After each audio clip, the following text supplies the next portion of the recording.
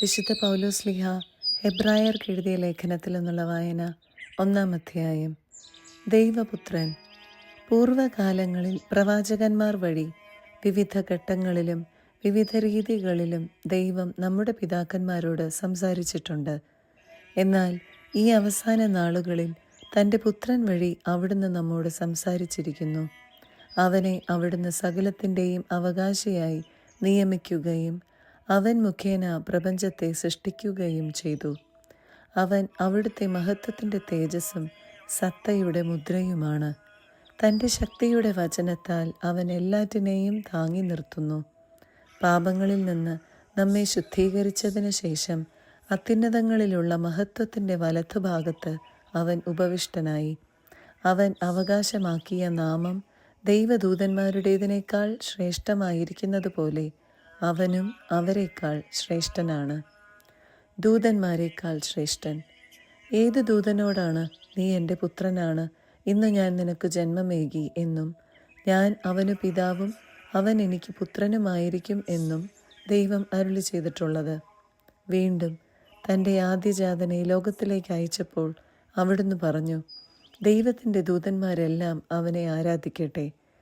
അവിടുന്ന് തൻ്റെ ദൂതന്മാരെ കാറ്റും ശുശ്രൂഷകരെ തീനാളങ്ങളുമാക്കുന്നു എന്ന് ദൂതന്മാരെക്കുറിച്ച് പറഞ്ഞിരിക്കുന്നു.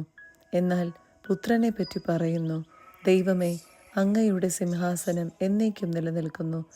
അങ്ങയുടെ രാജ്യത്തിൻ്റെ ചെങ്കോൽ നീതിയുടെ ചെങ്കോലാണ്.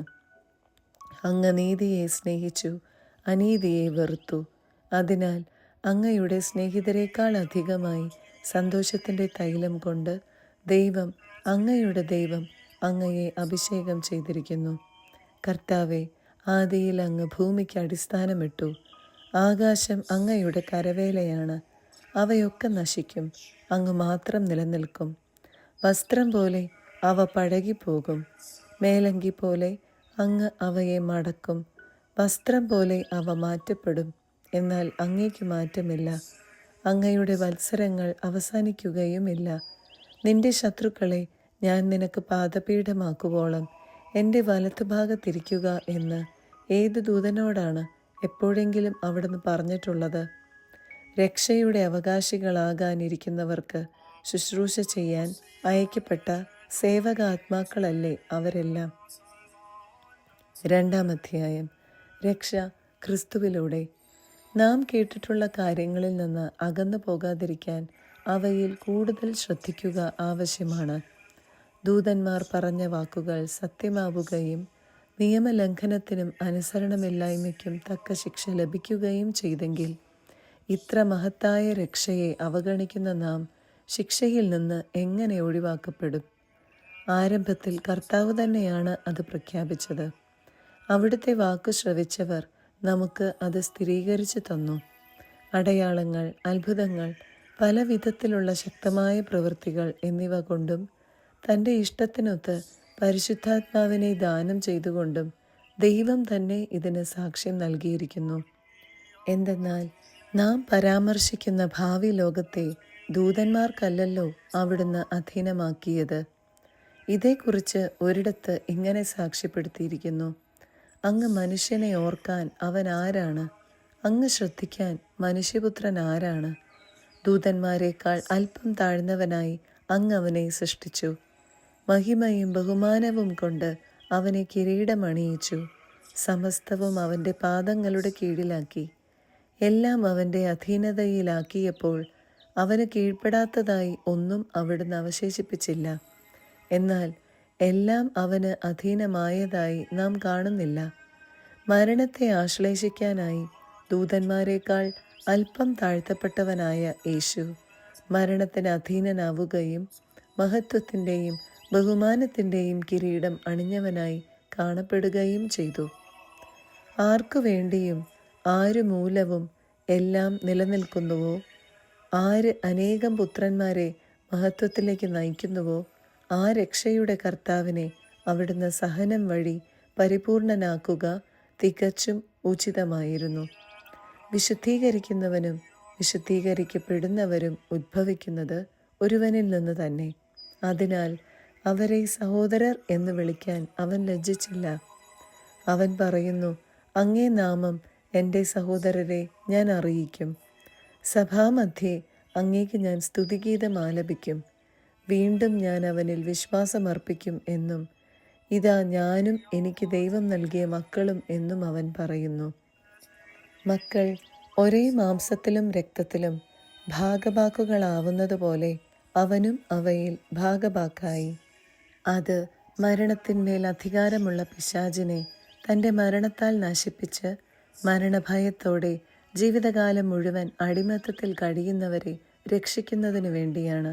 എന്തെന്നാൽ അവൻ സ്വന്തമായി എടുത്തത് ദൈവദൂതന്മാരെയല്ല, അബ്രാഹത്തിൻ്റെ സന്തതിയെയാണ്.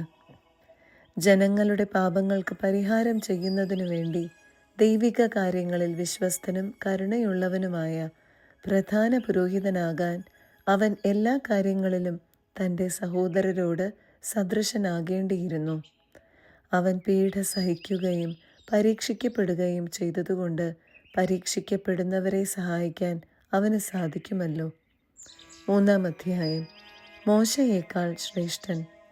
സ്വർഗീയ വിളിയിൽ പങ്കാളികളായ വിശുദ്ധ സഹോദരരെ, നാം ഏറ്റുപറയുന്ന വിശ്വാസത്തിൻ്റെ അപ്പസ്തോലനും ശ്രേഷ്ഠ പുരോഹിതനുമായ യേശുവിനെപ്പറ്റി ചിന്തിക്കുവിൻ. മോശ ദൈവത്തിൻ്റെ ഭവനത്തിൽ വിശ്വസ്തനായിരുന്നതുപോലെ അവനും തന്നെ നിയോഗിച്ചവനോട് വിശ്വസ്തനായിരുന്നു. യേശു മോശയേക്കാൾ വളരെയേറെ മഹത്വമുള്ളവനായി കണക്കാക്കപ്പെടുന്നു. വീട് പണിതവൻ വീടിനേക്കാൾ പ്രാധാന്യം അർഹിക്കുന്നത് പോലെ തന്നെ. ഓരോ വീടിനും നിർമ്മാതാവുണ്ടല്ലോ, എന്നാൽ സകലത്തിൻ്റെയും നിർമ്മാതാവ് ദൈവമാണ്. പറയപ്പെടാനിരുന്ന കാര്യങ്ങൾക്ക് സാക്ഷ്യം നൽകുന്നതിന് ദൈവത്തിൻ്റെ ഭവനം മുഴുവനിലും മോശ ഭൃത്യനെ പോലെ വിശ്വസ്തനായിരുന്നു. ക്രിസ്തുവാകട്ടെ അവിടുത്തെ ഭവനത്തിൽ പുത്രനെ പോലെയാണ്. ആത്മധൈര്യവും പ്രത്യാശയിലുള്ള അഭിമാനവും അവസാനം വരെ നാം മുറുകെ പിടിക്കുമെങ്കിൽ നാം അവിടുത്തെ ഭവനമായിരിക്കും. ദൈവിക വിശ്രാന്തി. പരിശുദ്ധാത്മാവ് പറയുന്നത് പോലെ ഇന്ന് നിങ്ങൾ അവിടുത്തെ സ്വരം ശ്രവിക്കുമ്പോൾ മരുഭൂമിയിലെ പരീക്ഷണകാലത്തുണ്ടായ പ്രകോപനത്തിൽ എന്നതുപോലെ നിങ്ങളുടെ ഹൃദയം കഠിനമാക്കരുത്. അവിടെ നിങ്ങളുടെ പിതാക്കന്മാർ 40 വർഷം എന്നെ പരീക്ഷിക്കുകയും എൻ്റെ പ്രവൃത്തികൾ കാണുകയും ചെയ്തു. അതിനാൽ ആ തലമുറയോട് ഞാൻ കോപിച്ചു പറഞ്ഞു, അവർ സദാ തങ്ങളുടെ ഹൃദയത്തിൽ തെറ്റു ചെയ്യുന്നു. എൻ്റെ വഴികൾ അവർ മനസ്സിലാക്കിയിട്ടില്ല. എൻ്റെ ക്രോധത്തിൽ ഞാൻ ശപഥം ചെയ്തു പറഞ്ഞതുപോലെ അവരൊരിക്കലും എൻ്റെ വിശ്രമത്തിലേക്ക് പ്രവേശിക്കുകയില്ല. എൻ്റെ സഹോദരരെ, ജീവിക്കുന്ന ദൈവത്തിൽ നിന്ന് നിങ്ങളിൽ ആരും വിശ്വാസരഹിതമായ ദുഷ്ടഹൃദയം മൂലം അകന്നു പോകാതിരിക്കാൻ ശ്രദ്ധിക്കുവിൻ. ഇന്ന് എന്ന് വിളിക്കപ്പെടുന്ന ദിവസങ്ങളുള്ള കാലത്തോളം എല്ലാ ദിവസവും നിങ്ങൾ പരസ്പരം ഉപദേശിക്കുവിൻ. ഇത് നിങ്ങൾ പാപത്തിൻ്റെ വഞ്ചനയാൽ കഠിനഹൃദയരാകാതിരിക്കുവാനാണ്. എന്തെന്നാൽ നമ്മുടെ ആദ്യ വിശ്വാസത്തെ അവസാനം വരെ മുറുകെ പിടിക്കുമെങ്കിൽ മാത്രമേ നാം ക്രിസ്തുവിൽ പങ്കുകാരാവുകയുള്ളൂ. ഇപ്രകാരം പറയപ്പെട്ടിരിക്കുന്നു, ഇന്ന് നിങ്ങൾ അവൻ്റെ സ്വരം ശ്രവിക്കുമ്പോൾ എതിർപ്പിൻ്റെ കാലത്തെന്നതുപോലെ നിങ്ങളുടെ ഹൃദയം കഠിനമാക്കരുത്. ദൈവത്തിൻ്റെ സ്വരം ശ്രവിച്ചിട്ടും ചിലരെല്ലാം എതിർപ്പ് കാണിച്ചില്ലേ? മോശയുടെ നേതൃത്വത്തിൽ ഈജിപ്തിൽ നിന്ന് പുറത്തു വന്നവരല്ലേ അവർ? അവരുമായല്ലേ അവൻ 40 വത്സരം മല്ലടിച്ചത്? അവരുടെ ശരീരങ്ങളല്ലേ പാപം മൂലം മരുഭൂമിയിൽ നിപതിച്ചത്? അനുസരണക്കേട് കാണിച്ചവരോടല്ലേ ഒരിക്കലും തൻ്റെ വിശ്രമത്തിലേക്ക് പ്രവേശിക്കയില്ലെന്ന് അവിടുന്ന് ആണയിട്ട് പറഞ്ഞത്? അങ്ങനെ അവിശ്വാസം നിമിത്തമാണ് അവർക്ക് പ്രവേശിക്കാൻ സാധിക്കാതെ വന്നതെന്ന് നാം കാണുന്നു. 4-ാം അധ്യായം. അവിടുന്ന് നൽകുന്ന വിശ്രമത്തിലേക്ക് നാം പ്രവേശിക്കുമെന്ന വാഗ്ദാനം നിലനിൽക്കുമ്പോൾ തന്നെ അതിൽ പ്രവേശിക്കാൻ കഴിയാത്തവരായി നിങ്ങളിൽ ആരെങ്കിലും കാണപ്പെടുമോ എന്ന് നാം ഭയപ്പെടണം. അവർക്കെന്ന പോലെ തന്നെയാണ് നമുക്കും സുവിശേഷം ലഭിച്ചത്. എന്നാൽ അവർ കേട്ട വചനം അവർക്ക് പ്രയോജനപ്പെട്ടില്ല, കാരണം അവരത് വിശ്വസിച്ചില്ല. എന്നാൽ വിശ്വസിച്ചവരായ നാം വിശ്രമത്തിലേക്ക് പ്രവേശിക്കുന്നു. ലോകത്തെ സൃഷ്ടിച്ചു കഴിഞ്ഞപ്പോൾ തന്നെ അവിടുത്തെ ജോലി പൂർത്തീകരിക്കപ്പെട്ടു. എങ്കിലും അവിടുന്ന് പറഞ്ഞിരിക്കുന്നു, എൻ്റെ ക്രോധത്തിൽ ഞാൻ ശപഥം ചെയ്തതുപോലെ അവരൊരിക്കലും എൻ്റെ വിശ്രമത്തിലേക്ക് പ്രവേശിക്കുകയില്ല.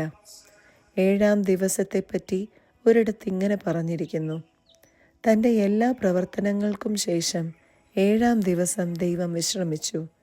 വീണ്ടും ഇങ്ങനെ പറഞ്ഞിരിക്കുന്നു: അവരൊരിക്കലും എൻ്റെ വിശ്രമത്തിലേക്ക് പ്രവേശിക്കുകയില്ല. എന്നാൽ ചിലർ ഇനിയും പ്രവേശിക്കാനുണ്ട്. മുൻപ് സുവിശേഷം ശ്രവിച്ചവരാകട്ടെ അനുസരണക്കേട് മൂലം പ്രവേശിച്ചിട്ടുമില്ല.